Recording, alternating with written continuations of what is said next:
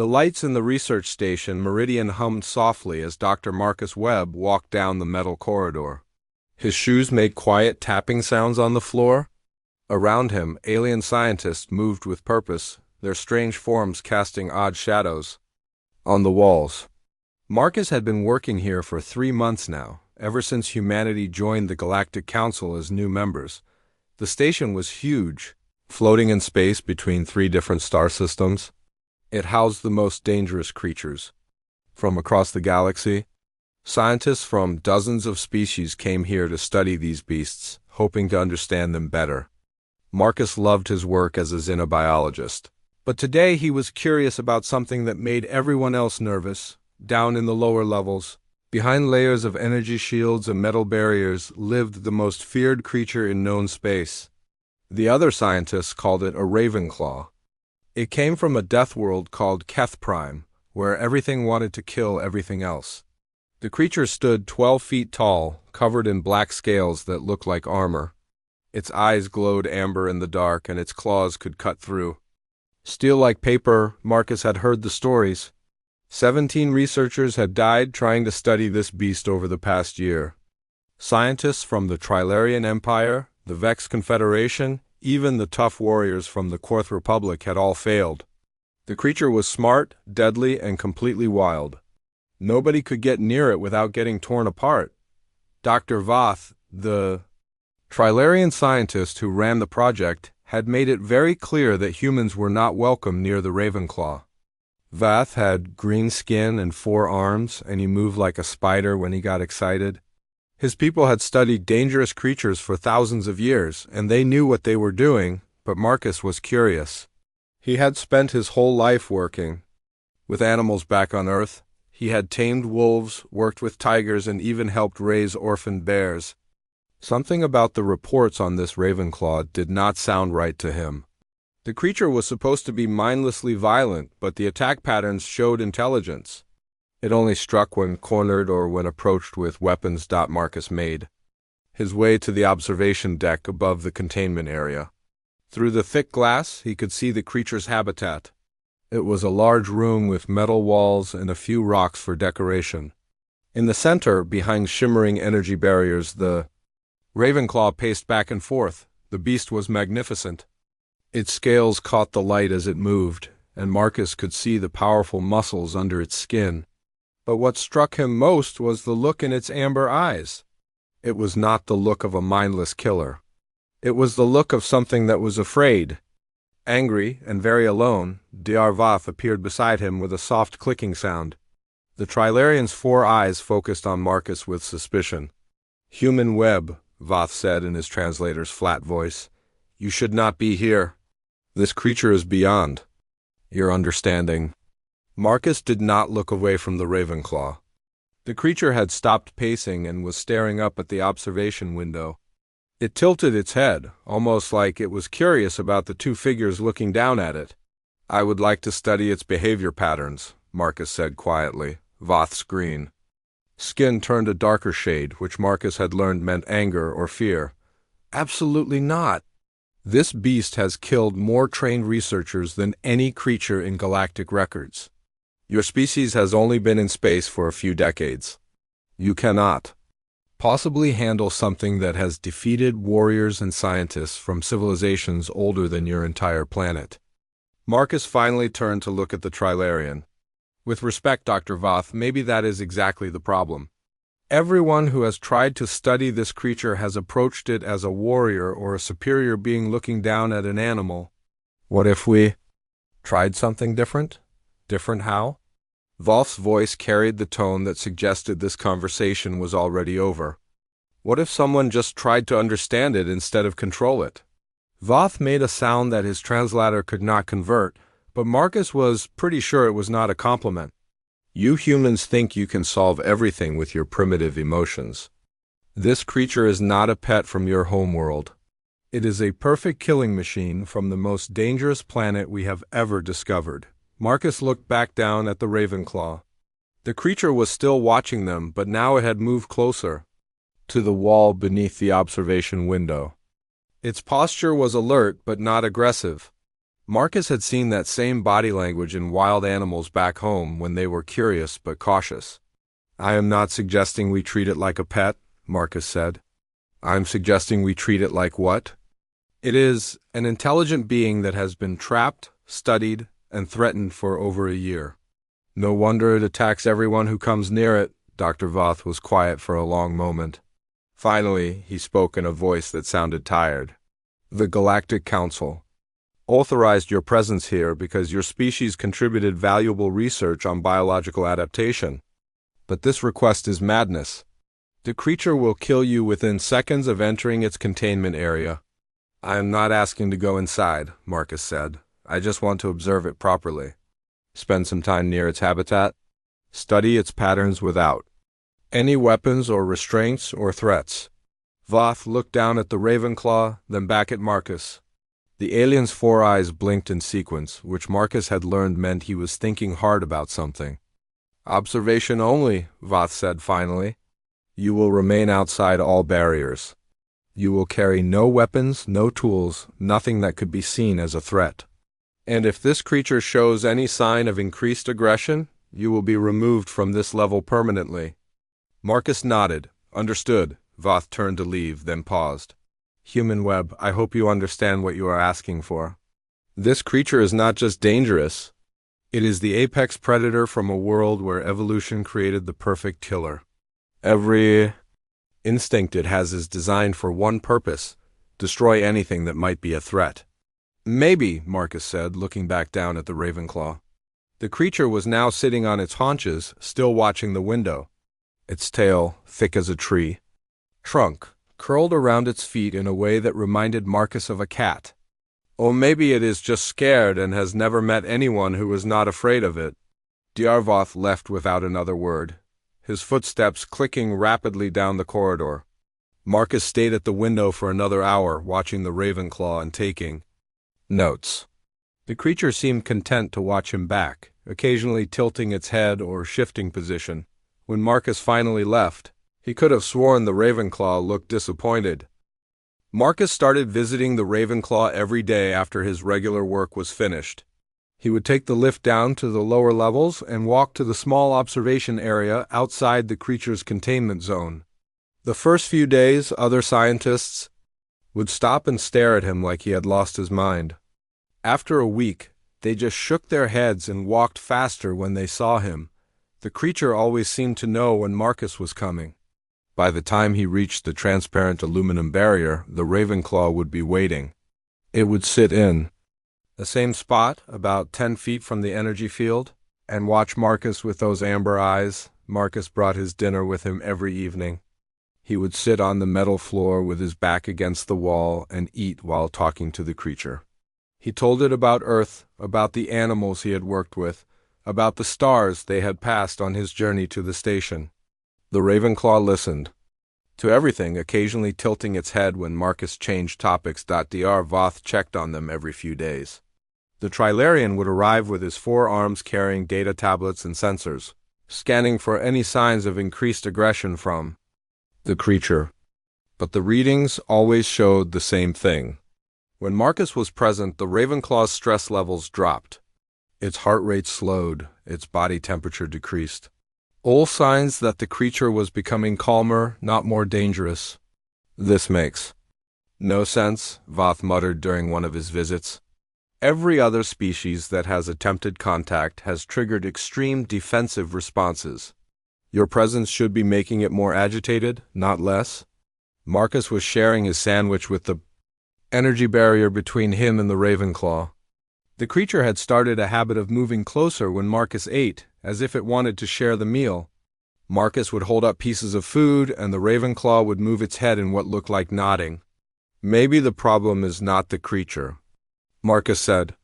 "Maybe the problem is how everyone else has been approaching it." "What do you mean?" Marcus gestured toward the Ravenclaw, who was now lying down with its massive head resting on its front paws. "Look at its body language. Does that look like a mindless killer to you?" Voth studied the creature through his sensors.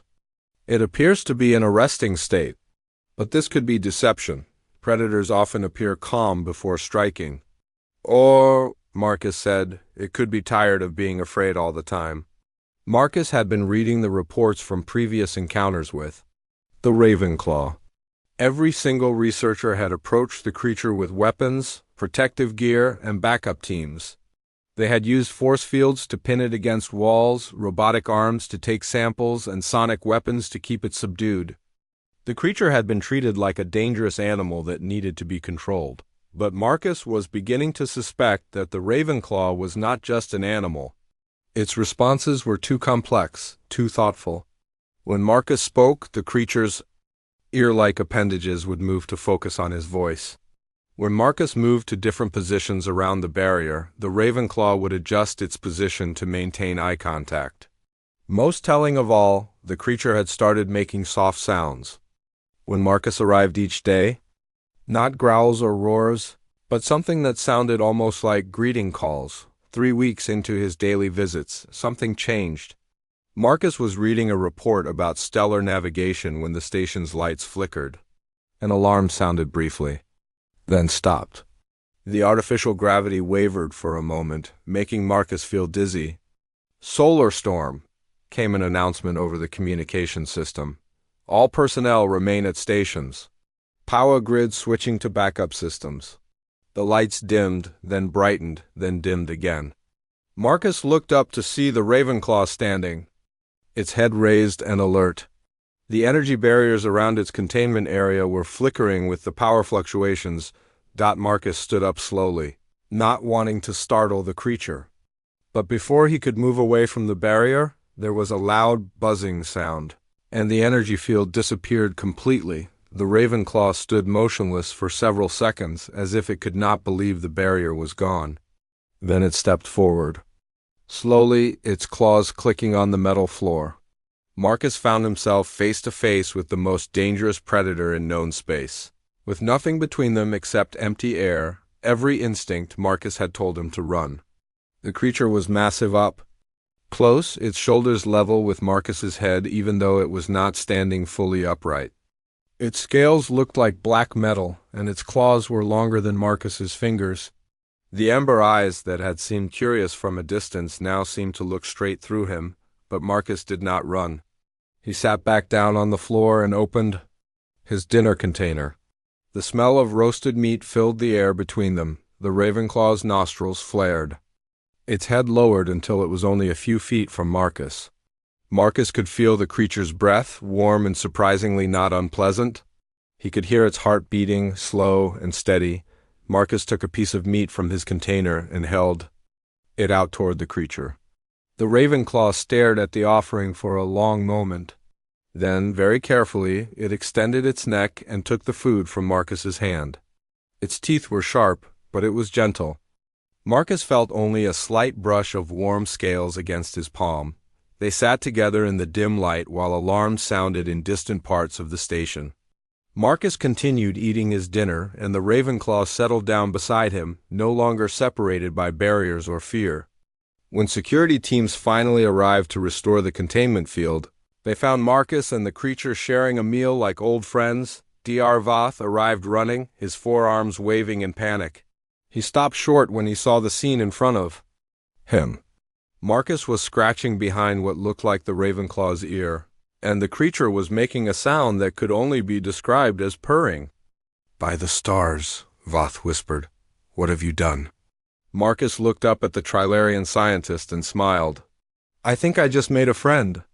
The Ravenclaw looked up too, but when it saw Dr. Vath and the security team, its posture changed immediately.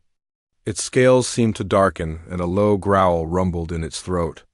It moved closer to Marcus, positioning itself between the human and the other aliens. "It is protecting you," Voth said in amazement. "The creature sees you as part of its pack." Marcus continued scratching the Ravenclaw's head, and the growling stopped. The creature relaxed again, but it did not move away from Marcus's side.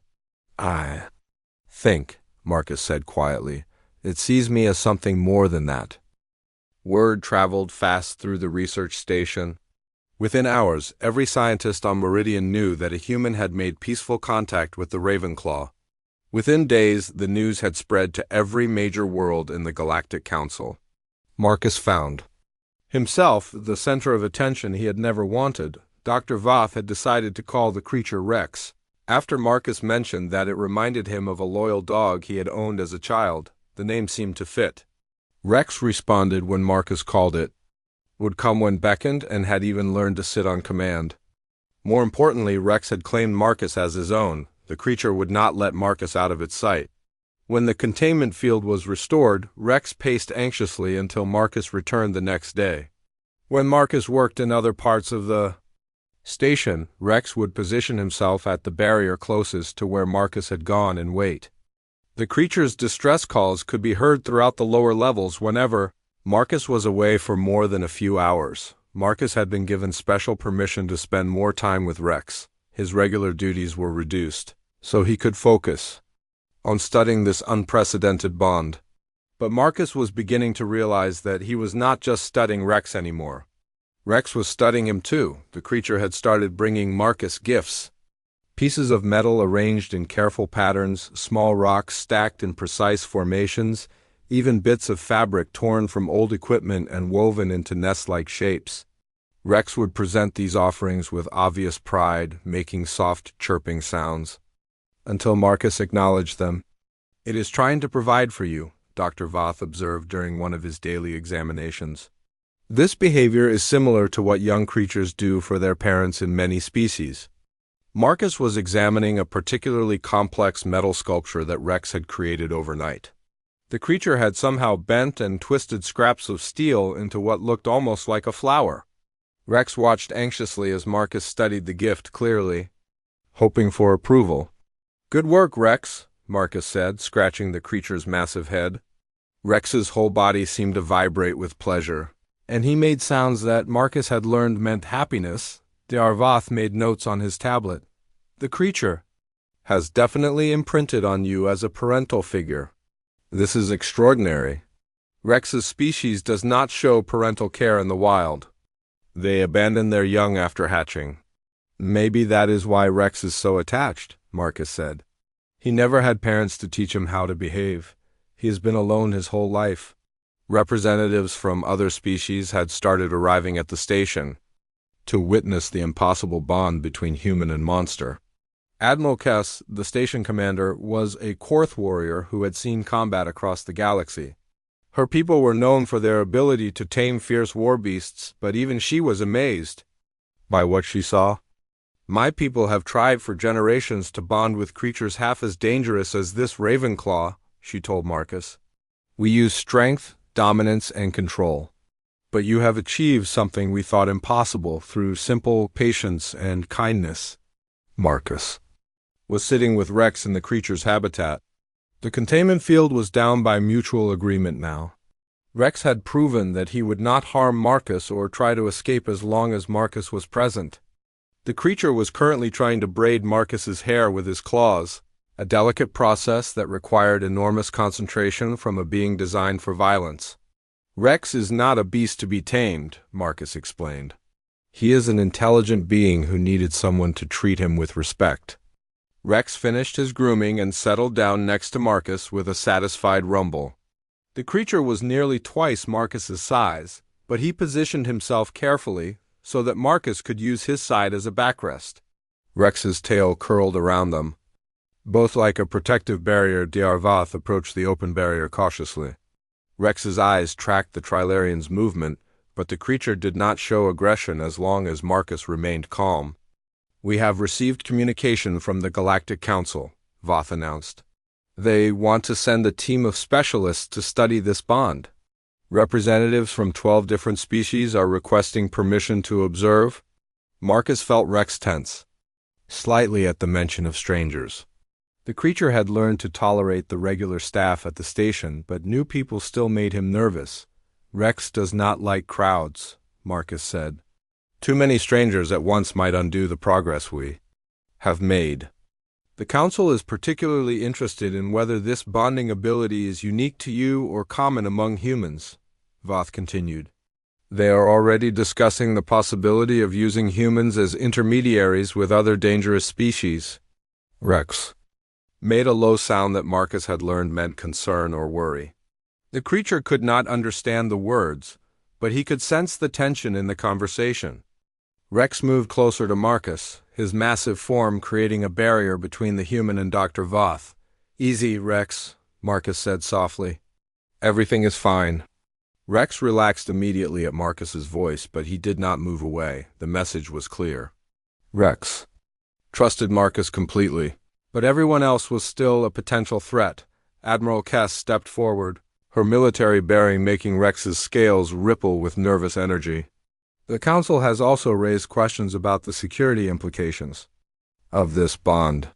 Rex is still the most dangerous predator in known space. What happens if something were to happen to you?" Marcus had been thinking about the same question. Rex's attachment to him was absolute. The creature ate only when Marcus was present, slept only when Marcus was nearby, and showed signs of severe distress whenever they were separated for more than a few hours. "Rex would probably stop eating," Marcus admitted. "He might become hostile again, or he might just give up entirely." "That level of dependence is concerning," Admiral Kess said. "It suggests that this bond, while remarkable, may also be fragile." Marcus looked down at Rex, who was now resting his enormous head on Marcus's lap. The creature's amber eyes were half-closed with contentment, and his breathing was slow and peaceful. Marcus realized that he had become just as dependent on Rex as Rex was on him. The thought of being separated from the creature filled him with anxiety. "Maybe fragile bonds are still better than no bonds at all," Marcus said quietly. Rex opened his eyes and looked up at Marcus.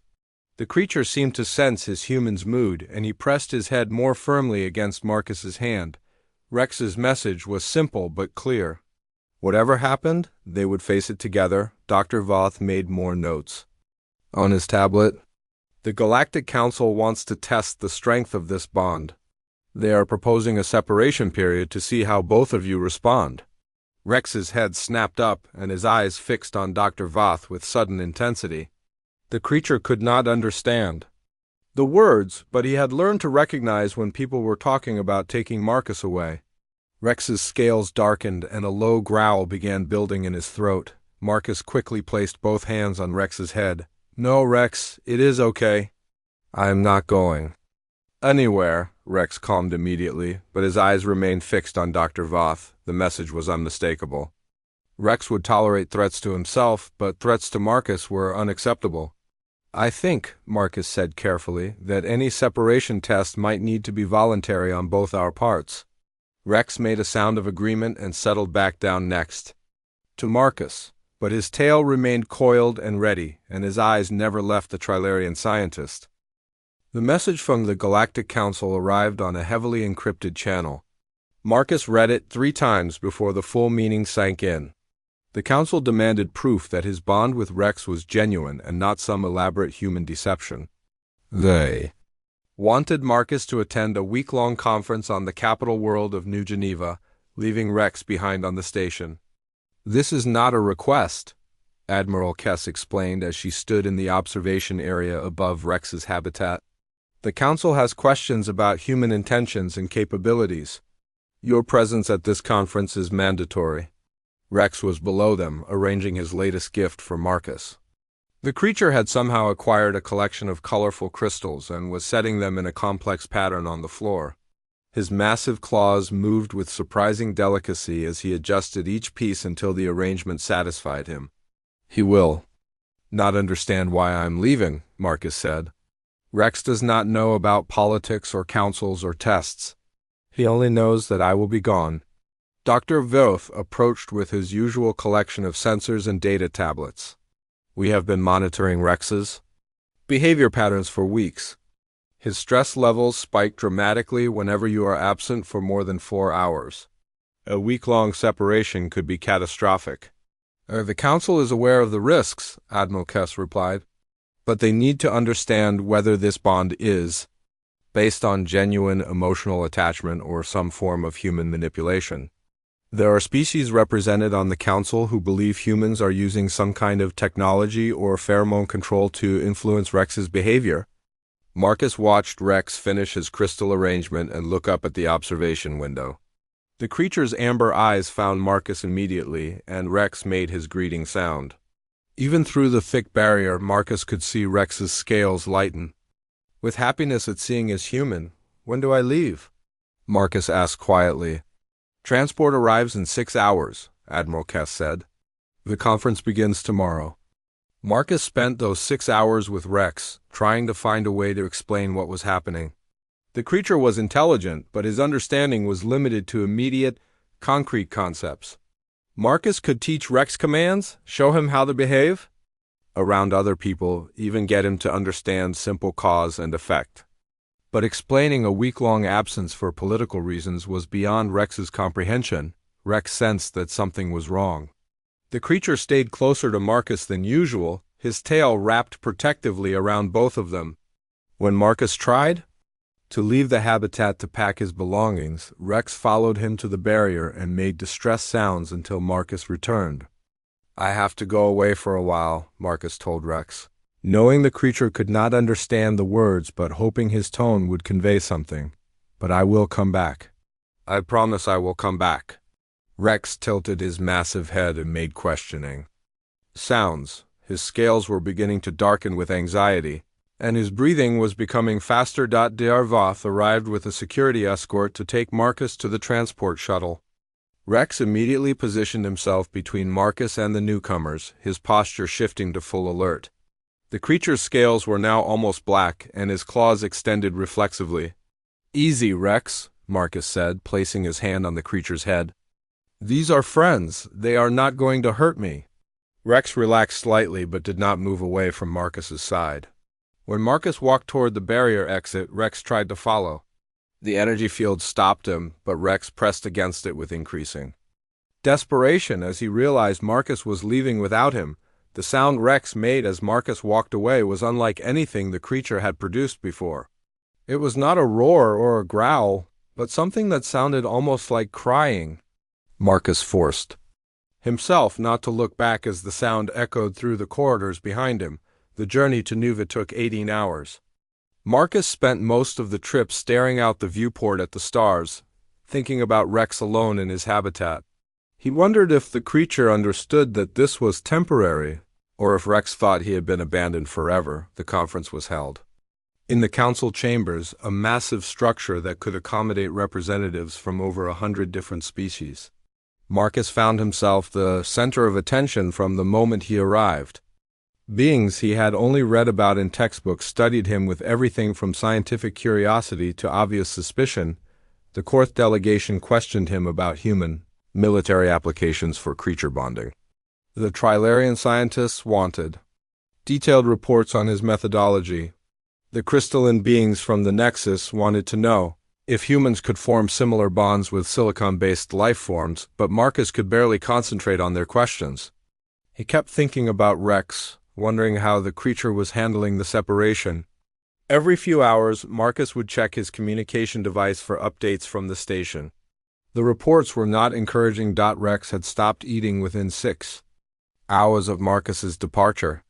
The creature had destroyed his crystal arrangement and several pieces of furniture in what appeared to be fits of rage or despair. Rex's vocalizations could be heard throughout the lower levels of the station, and several other research subjects were showing signs of distress in response to Rex's calls. By the 3rd day, Rex had stopped moving around his habitat entirely. The creature lay in the corner where Marcus usually sat, facing the barrier where his human had disappeared. Rex would not respond to Dr. Voth or any of the other staff members. His vital signs showed severe stress and his body temperature was dropping. Marcus tried to focus on the conference proceedings, but the representatives could see that something was wrong. During a break between sessions, Ambassador Torth of the Trilarian Empire approached Marcus privately. "You are worried about your creature," the ambassador observed. "The bond affects you as well," Marcus nodded. "I cannot stop thinking about him. I know he does not understand why I left. As far as Rex knows, I just disappeared without explanation." "This is remarkable," Ambassador Torth said. "My people have studied interspecies relationships for millennia, but we have never observed such a complete emotional merger between beings from different worlds." The ambassador paused, studying Marcus with her 4 eyes. "Tell me, human Marcus, What would happen if your creature died while you were here? The question hit Marcus like a physical blow. He had been trying not to think about that possibility, but it lurked at the edges of his consciousness. I do not know, he admitted, but I think it would break something inside me that could never be fixed. Ambassador Torith made notes on her tablet. And if you died, what would happen to your creature? Rex would probably follow me, Marcus said quietly. He would stop eating, stop responding to anyone else, and just fade away. So this bond you have formed is not just emotional attachment, it is complete psychological interdependence. Marcus received an emergency communication on the 4th day. Rex had stopped responding to any external stimuli and appeared to be entering some kind of hibernation state. His breathing had slowed dramatically, and his body temperature was approaching dangerous levels. Marcus stood up in the middle of a presentation about trade regulations and announced that he was leaving immediately. Several representatives protested, but Ambassador Torith supported his decision. We have learned what we came here to learn, she announced to the assembly. This human has demonstrated a bonding capability that surpasses anything in our records. The question is no longer whether the bond is genuine, but whether we can handle the implications of such complete interspecies unity. The journey back to Meridian felt like it took forever. Marcus paced the shuttle's passenger compartment, checking for updates every few minutes. Rex's condition was deteriorating rapidly. The creature had not moved in over 12 hours, and his vital signs were becoming dangerously weak. When Marcus finally reached the station and ran to Rex's habitat, he found the creature lying motionless in their usual spot.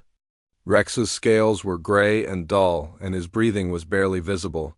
Dr. Voth and a team of medical specialists were monitoring the creature's condition, but there was nothing they could do. Marcus dropped to his knees beside Rex and placed his hands on the creature's massive head. I am here, Rex. I came back just like I promised. For a moment, nothing happened. Then Rex's amber eyes opened slowly. The creature looked at Marcus as if he could not believe what he was seeing. Rex made a sound that was half relief and half joy, and his scales began to lighten back to their normal color. Rex struggled to lift his head and pressed it against Marcus's chest. The creature's whole body was shaking, and the sounds he made reminded Marcus of a child who had been lost and finally found their parent.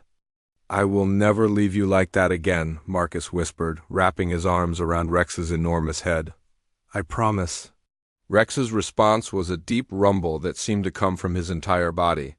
It was the sound of complete contentment of a creature who had thought his world was ending and discovered it was beginning again. Marcus returned to find Rex in the worst condition he had ever seen the creature. The separation had lasted only 4 days, but Rex looked like he had been sick for months. His scales were dull and gray, his breathing was shallow, and he barely had the strength to lift his massive head when Marcus entered the habitat. Dr. Voth and his medical team had tried everything they could think of to help Rex during Marcus's absence. They had offered the creature different foods, played recordings of Marcus's voice, even tried to comfort Rex with gentle touches. Nothing had worked. Rex had simply shut down, as if he had decided that life without Marcus was not worth living. But the moment Marcus knelt beside him and spoke his name, Rex began to recover. Color returned to his scales, his breathing deepened, and his amber eyes regained their bright intelligence. The creature pressed his head against Marcus's chest and made sounds that were part relief, part joy, and part desperate need for reassurance. I am so sorry, Marcus whispered, running his hands over Rex's head and neck. I should never have left you like that. I did not understand how much it would hurt you. Rex wrapped his massive arms around Marcus in an embrace that was surprisingly gentle for a creature capable of crushing steel. The message was clear. Rex was not angry about the abandonment. He was simply grateful that his human had returned. The reunion was witnessed by representatives from dozens of species who had come to observe the aftermath of the separation test. What they saw changed everything they thought they knew about interspecies relationships. Ambassador Torith of the Trilarian Empire stood in the observation area with Admiral Kess and Dr. Voth, watching Marcus and Rex rebuild their emotional connection. The creature's recovery was remarkable. Within hours of Marcus's return, Rex was eating again, moving around his habitat, and showing all the signs of psychological health that had disappeared during the separation. This is not simply pet ownership or animal training, Ambassador Torith observed. What we are witnessing is true familial bonding across species barriers. The human has become this creature's parent in every meaningful sense. Diarvath was taking readings with his sensors, documenting Rex's rapid return to normal stress levels and body temperature. The physiological changes are extraordinary. Rex's hormone levels, brain activity, and immune system responses all showed dramatic improvement within minutes of Marcus's return. Admiral Kess was studying reports from other research stations across the galaxy. We have been receiving requests from facilities dealing with similarly dangerous creatures. Everyone wants to know if other humans can replicate what Marcus has achieved. The answer came sooner than anyone expected. A transport arrived carrying Dr. Lisa Park, a human-animal behaviorist, along with a creature that had been considered impossible to manage. The Thornback was a massive reptilian predator from the mining world of Kepler-7. It had injured over 20 handlers and destroyed 3 different containment facilities. Marcus and Rex watched from the observation deck as the new arrivals were brought to a habitat on the lower level. Rex showed immediate interest in the other creature, making soft sounds that Marcus had learned meant curiosity rather than aggression.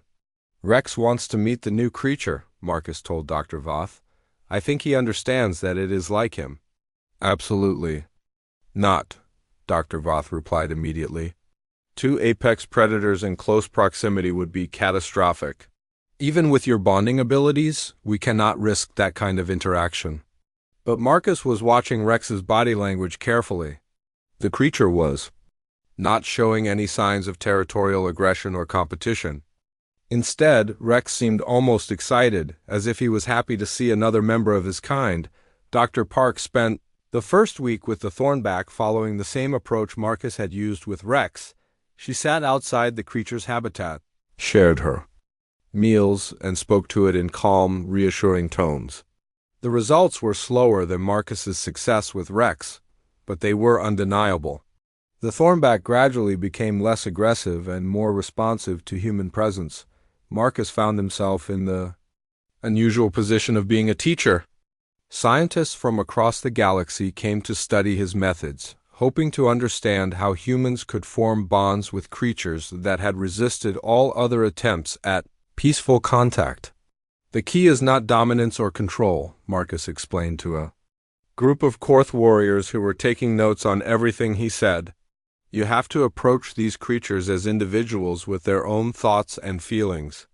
Most of them have been alone and afraid for so long that they do not know how to trust anyone. Rex had become something of a celebrity throughout the station.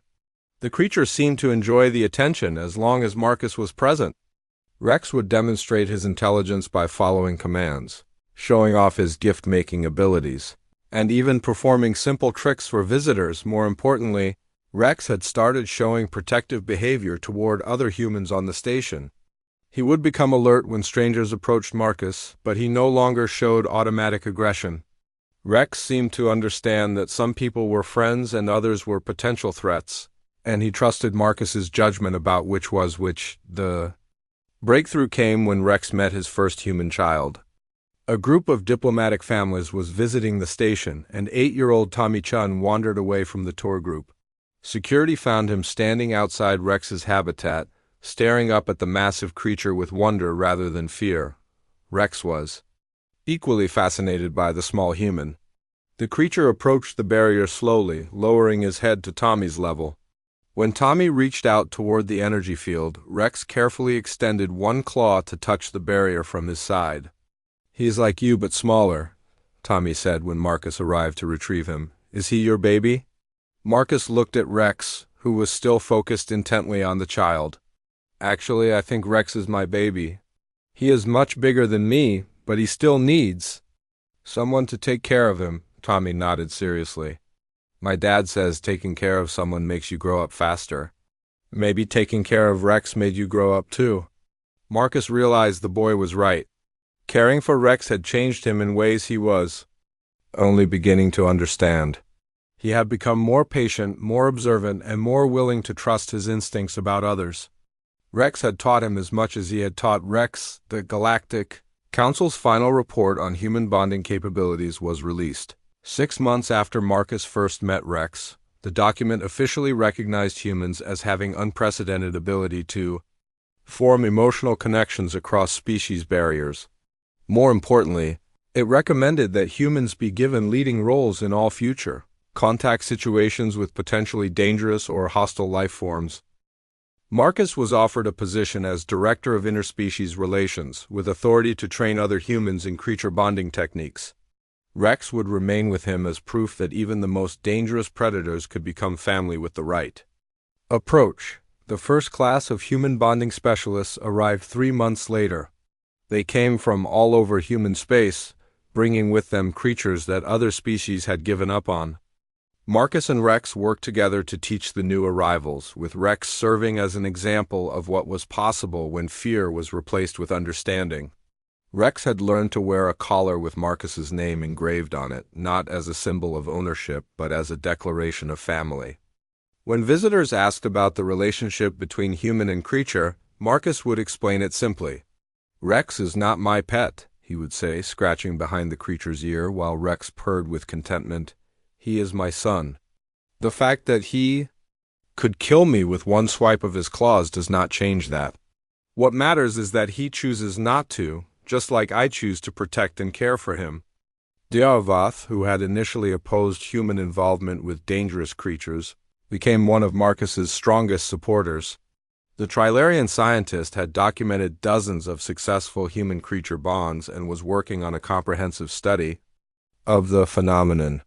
"We spent centuries trying to understand these creatures through force and fear," Voth admitted during one of his regular observations. "Humans showed us that the answer was much simpler. You just had to treat them like family." Rex demonstrated his agreement by bringing Dr. Vaith a small metal sculpture he had crafted from spare parts. It was the first gift Rex had ever made for someone other than Marcus, and Voth treasured it as proof that understanding could bridge any gap between species. The story of Marcus and Rex spread throughout the galaxy, inspiring new approaches to interspecies contact and diplomacy. But for Marcus, the most important outcome was much simpler. He had found a family member in the most unlikely place, and Rex had found the parent he had never known he needed. As they sat together in Rex's habitat, watching the stars through the observation port, Marcus reflected on how much their lives had changed. Rex was no longer the feared monster of Keth Prime, and Marcus was no longer just another human scientist. They had become something new together, proof that love and patience could overcome any barrier. Rex curled his tail around Marcus and made the soft purring sound that meant complete contentment. The creature had learned that he was safe, loved, and part of a family that would never abandon him. In return, he had taught his human father that the strongest bonds in the universe were built not on power or control, but on trust, understanding, and the simple willingness to care for someone different from yourself.